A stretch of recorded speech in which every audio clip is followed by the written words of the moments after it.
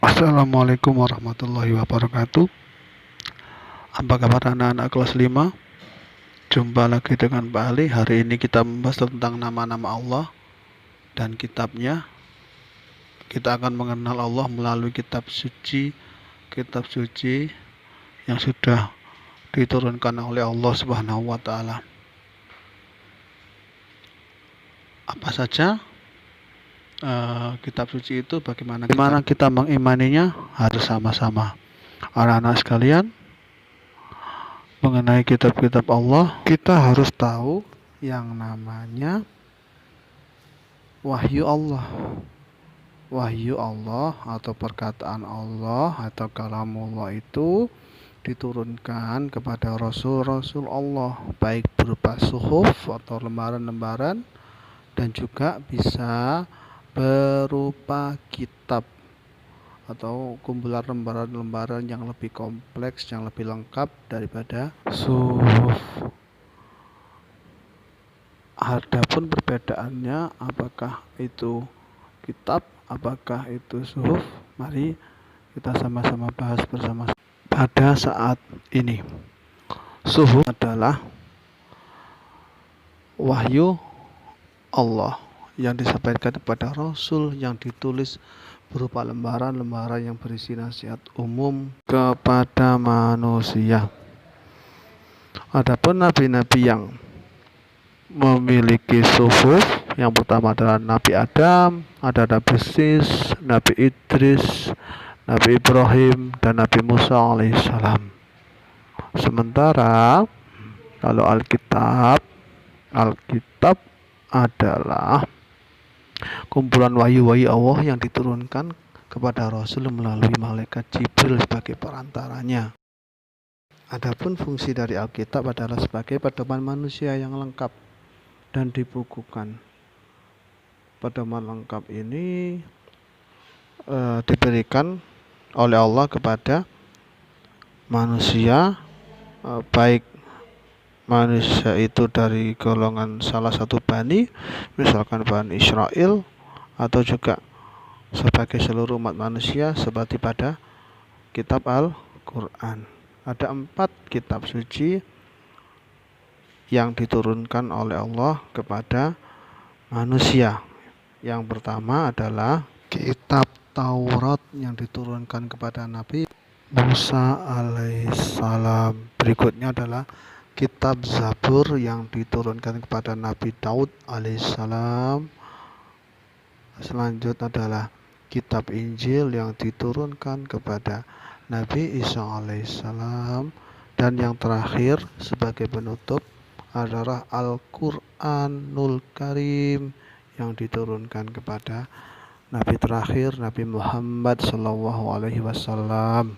Kitab Taurat adalah Nabi Musa untuk pedoman hidup Bani Israel, berisi tentang 10 perintah Tuhan atau 10 commandment yang berisi 1 mengesahkan Allah, 2 larangan menyembah berhala, 3 larangan membunuh sesama manusia, 4 larangan menyebut nama-nama Allah dengan sia-sia, 5 menghormati orang tua, 6 larangan berzina, 7 larangan mencuri, 8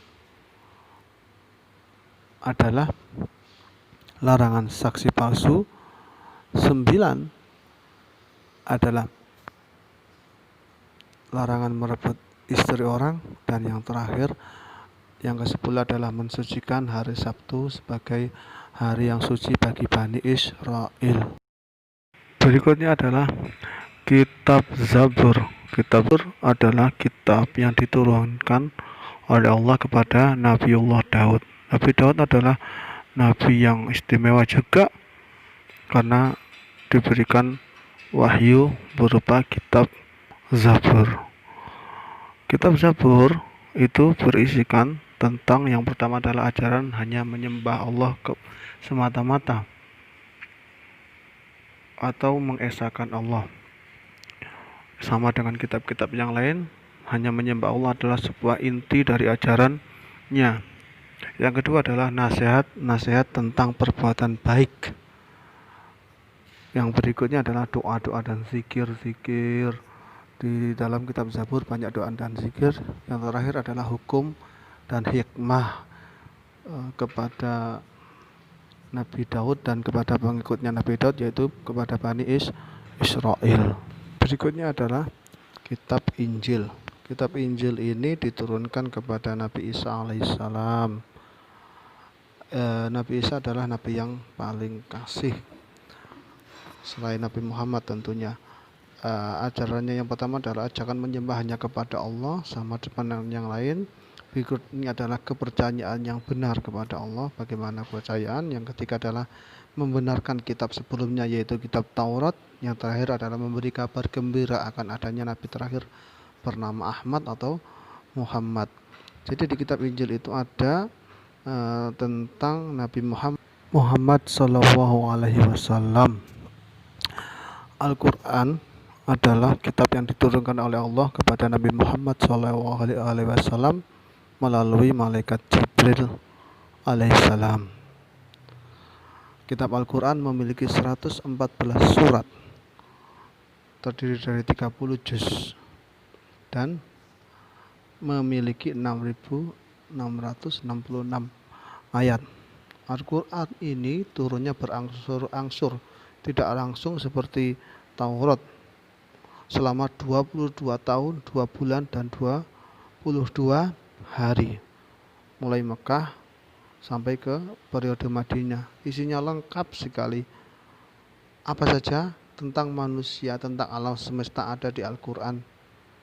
Sangat lengkap, dan itu menjadi mukjizat dari Nabi Muhammad SAW. Dan yang lebih hebat lagi, Al-Quran itu memiliki mukjizat yang luar biasa, yaitu dijaga oleh Allah Subhanahu wa Ta'ala sampai akhir zaman. Al-Quran ini adalah sebuah kitab yang sangat amat lengkap, berisikan baik tentang hukum agama, alam semesta, pengobatan, dan sebagainya. Banyak ilmu yang bisa digali dari Al-Quran. Ingin menemukan banyak hal, maka silakan kalian pelajari Al-Quran. Dan yang paling hebat lagi, Al-Quran itu mudah sekali untuk dihafalkan. Tidak ada kitab yang lebih mudah dihafalkan selain daripada Al-Quran. Baik, cukup untuk pembelajaran kita hari ini. Saya ucapkan terima kasih. Assalamualaikum warahmatullahi wabarakatuh.